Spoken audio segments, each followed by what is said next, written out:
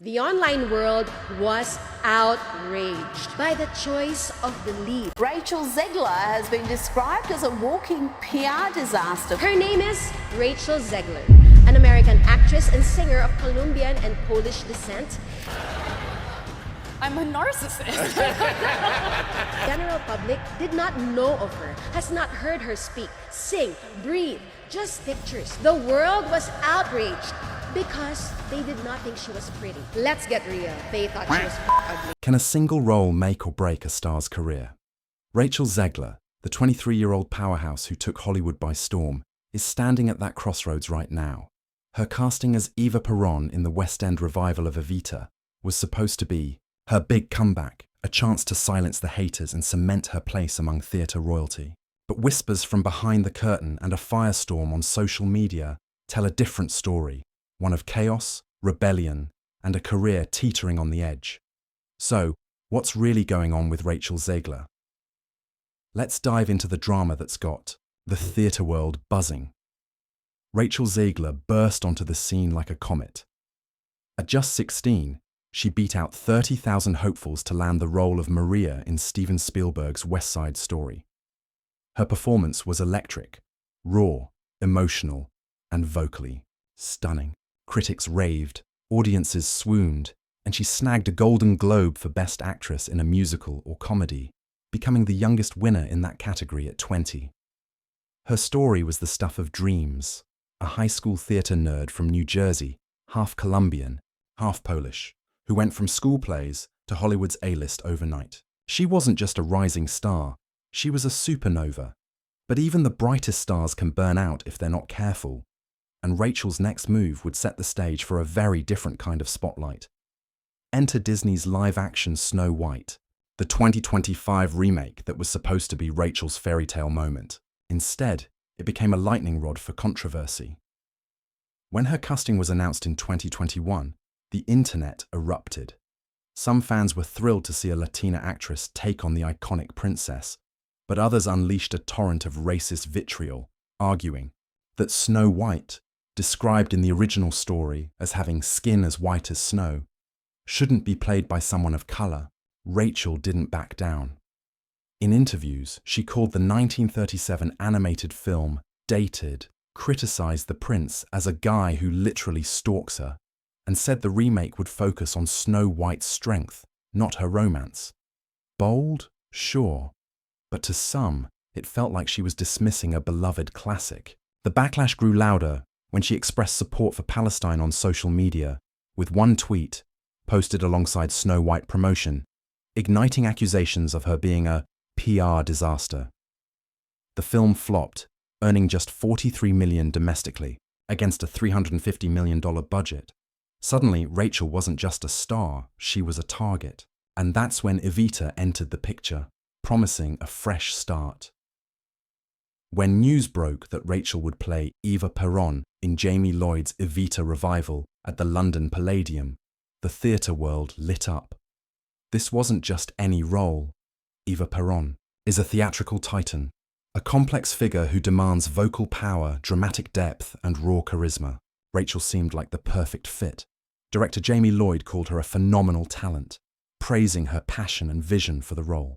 Social media buzzed with excitement. Fans posted clips of Rachel singing "Don't Cry for Me," Argentina from her backyard, a nod to her lifelong love for the musical. Theatre blogs hailed her casting as a bold, modern take on a classic. For a moment, it looked like Rachel was back on top, ready to trade her Disney crown for a Broadway throne.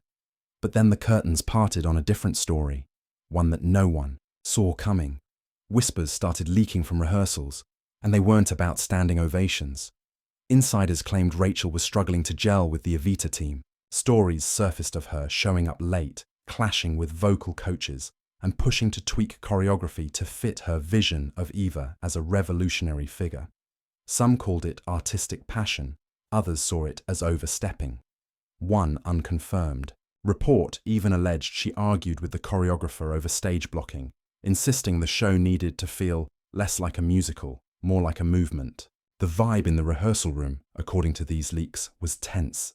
Cast members rolling their eyes, crew members dodging her sessions. While these stories haven't been officially verified, they spread like wildfire, painting a picture of a production on edge.